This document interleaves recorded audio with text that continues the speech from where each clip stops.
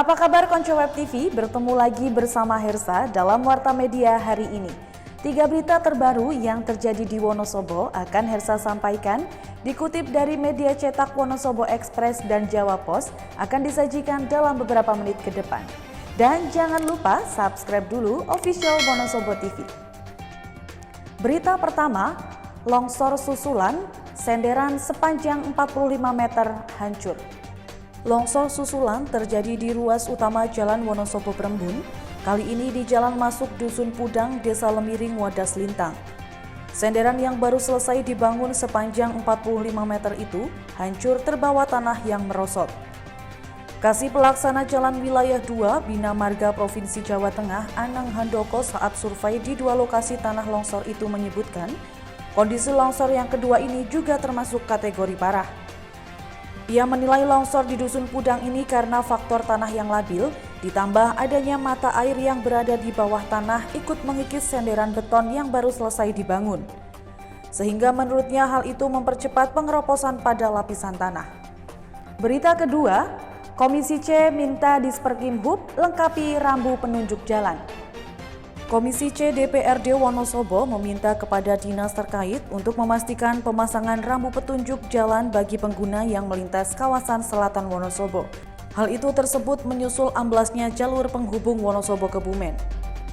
Sehari setelah kejadian, jalan amblas di jalur utama Wonosobo Kebumen, Komisi C DPRD Wonosobo bidang infrastruktur terjun melakukan monitoring lapangan. Menurut Ketua Komisi C DPRD Wonosobo, Wahyu Lembusuro Nugroho, kondisi jalan yang amblas jangan sampai berdampak pada terganggunya sektor ekonomi dan kegiatan sosial warga. Sehingga dibutuhkan kecepatan pemulihan jalan tersebut dengan pola koordinasi lintas sektoral perlu diperkuat. Berkaitan dengan pemasangan rambu lalu lintas, Komisi C minta Dinas Perhubungan untuk memperbanyak papan informasi terkait kondisi jalan dan juga jalan alternatif. Sebab untuk jalan alternatif Cangkring Sikapat Medono hanya bisa dilalui mobil kecil. Beralih berita ketiga, jadi tren budidaya, harga bibit porang naik. Tanaman porang merupakan jenis tanaman pangan umbi-umbian yang dikenal sebagai umbi hutan. Sejak tahun lalu, tanaman dengan nama latin Amorphophallus oncophilus tersebut mulai populer di kalangan petani Wonosobo.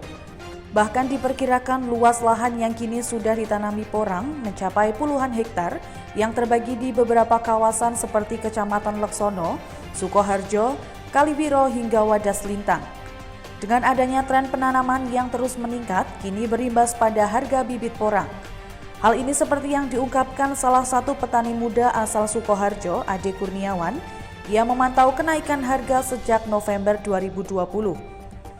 Menurut Ade Kurniawan, harga bulan Juli sampai November sekitar Rp45.000, sedangkan pada Desember kemarin harga bibit porang kiloan sudah mencapai Rp70.000 hingga Rp80.000.